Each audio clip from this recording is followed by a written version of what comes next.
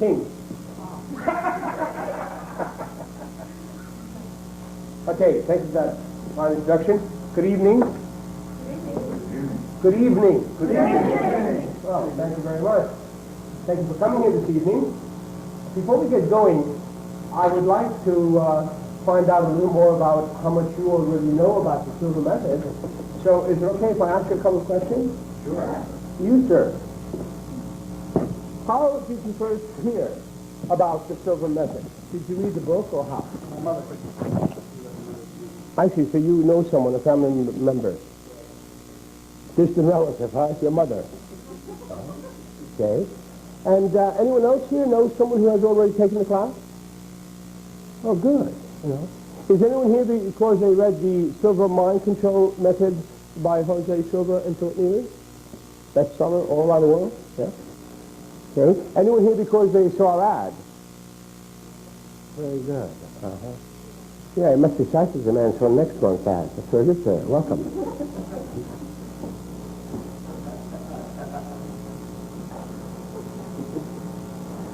Well, okay, thank you very much.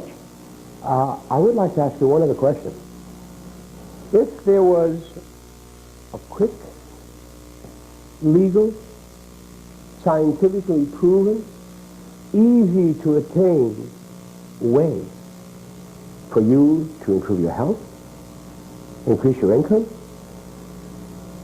be happier, in short, function as a more superior human being, would you want to know about that way? Good. You're very fortunate because there is such a way. And it is everything I said it was. It's easy to learn. As a matter of fact, it's so easy that we even have classes for children. In this country, anywhere from 40 to 50 colleges, universities, high schools, public schools use this way. And by the way, the name of the way is the Silva method of mind development and mind control. It is effective, easy to learn.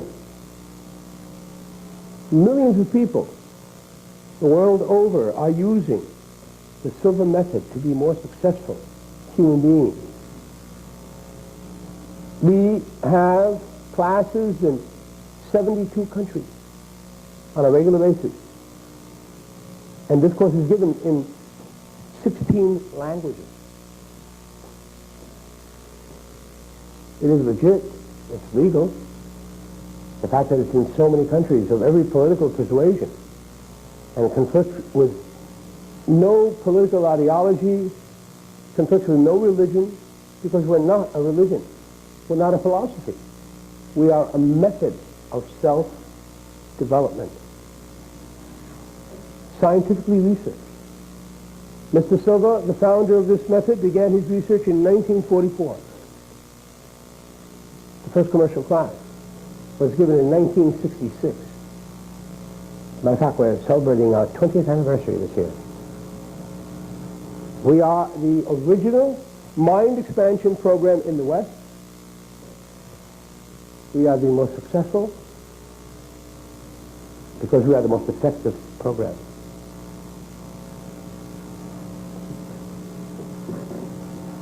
When we speak of being effective, what do we mean? Well, we mean that we show people how to be effective problem solvers. You hear a lot about success. Everyone wants to be successful. And there are successes in many areas. You could be a successful doctor, successful poet, a successful student. But if you're not a successful human being first, you cannot be successful in any area of your life. And what does success mean? Someone who's successful is someone who has been able to solve more problems quicker and easier than anybody else in that particular field. That's what success means. Problem solving is success. Everywhere we look, we are confronted by problems. It is as though our purpose for being here on this planet is to solve problems. Because everything is a problem. From the minute we get up as to how we get up, where we sleep and how we sleep, and what we do all day. And how effectively we solve these problems is directly equal to how content we are on this planet. When you think of success, the word itself, what kind of image does it provoke in your mind? The young lady there. Success. Give me another word for success. You, young lady. Yeah. See how effective the method is before you even start the clock?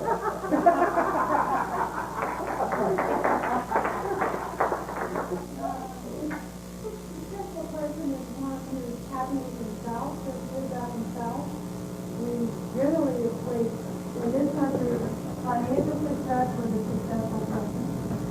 Not necessarily so, Okay, happy, wealthy, would that be a word? In terms of material wealth? Relaxed, okay. Healthy, sure, I'll put that right on top of the list, right? Healthy. Positive. Okay, that's a well-rounded definition of a successful person. But when you think of a non-successful person, dread the word failure. Someone we call a failure. What kind of image does that word conjure up in your mind? How about this young lady over here? Is that your little sister you're with? Your grandpa, very good. What's your graduate? Yes.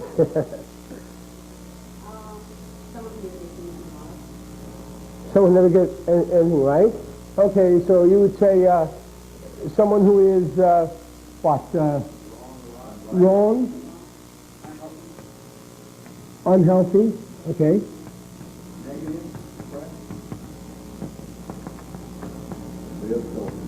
Negative?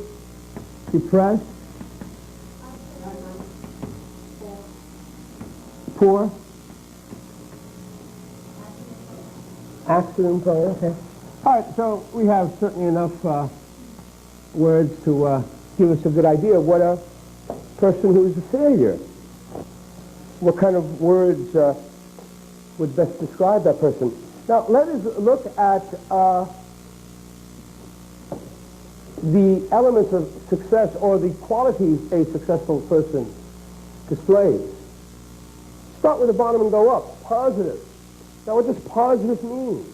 A lot of people hear that word, they use it, but they don't know what it means. Oh, yeah, I'm a positive thinker. Positive thinking is very important. But what is positive thinking?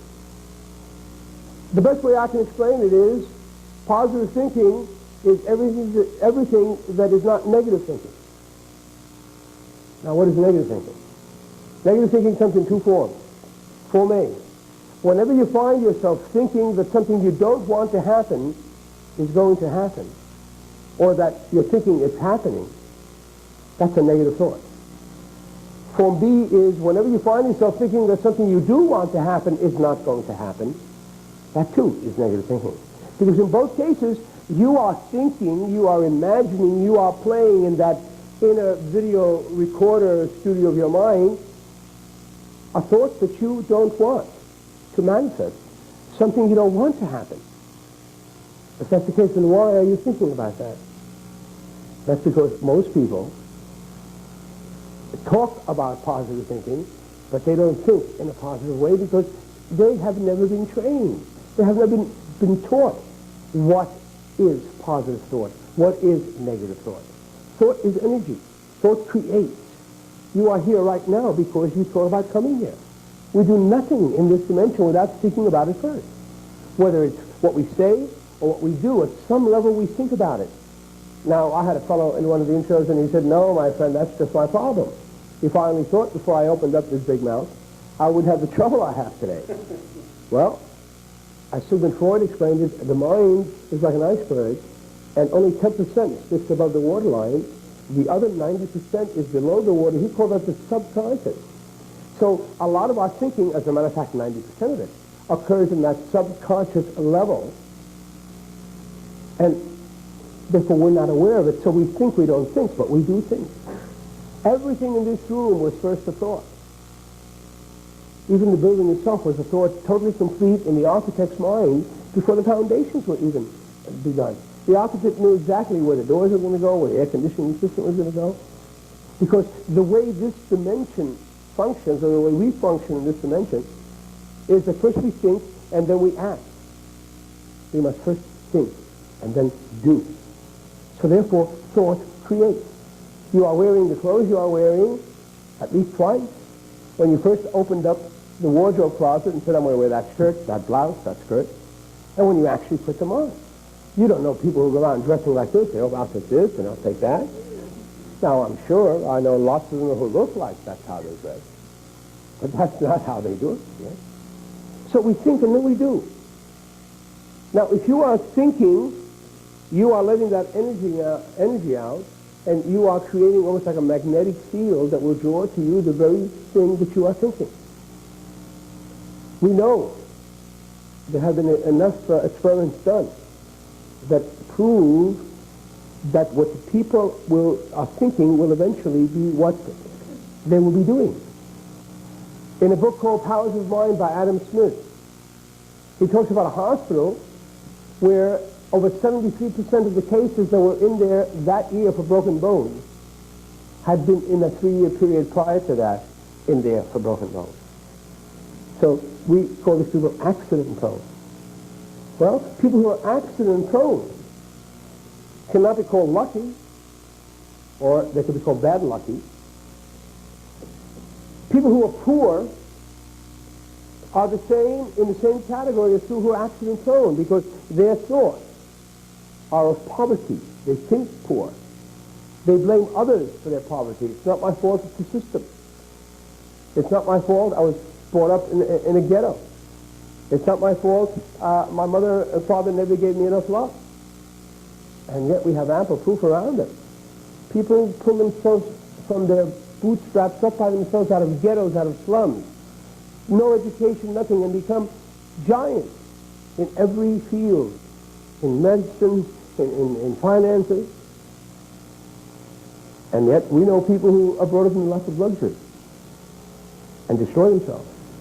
Turn out to be absolutely good for nothing. Why? Because they're thinking.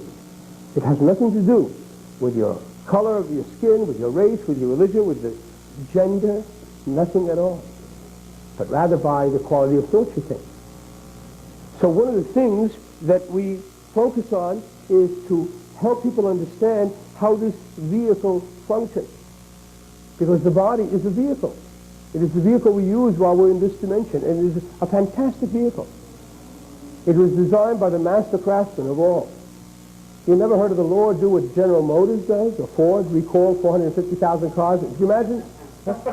With all those born between May 74 and October 75, please come back in. We didn't put your livers right. And this vehicle was designed specifically to function in this dimension. Unfortunately, we don't know how to use the vehicle. If you take someone who knows how to drive an automobile and put that person behind the wheel of a car, that vehicle immediately becomes a problem-solving vehicle. But if someone does not know how to drive, then that vehicle becomes a problem-creating vehicle.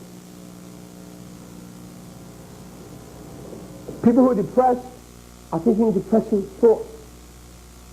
Show me someone who's sad and depressed, and I will show you someone who's thinking sad and depressing thoughts. You don't think happy thoughts and sit there crying. You don't think sad thoughts and sit there laughing. If you do, they lock you up. It's what you see here